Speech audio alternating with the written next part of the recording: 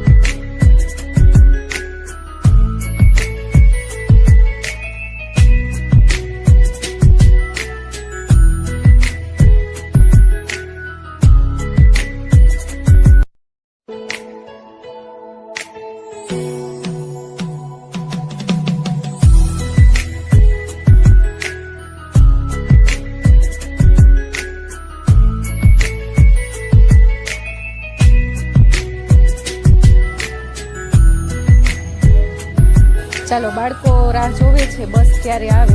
સરસ મજાના તૈયાર થઈને બેસી ગયા છે બહાર અને રાહ જોવે છે બસની.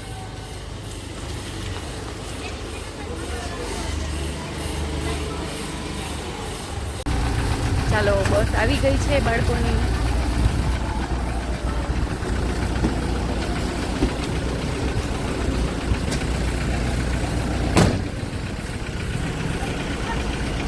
બાય. નીચે બેસી જાઓ, પડતા નહીં હો. નીચે બેસી જાઓ. બાય.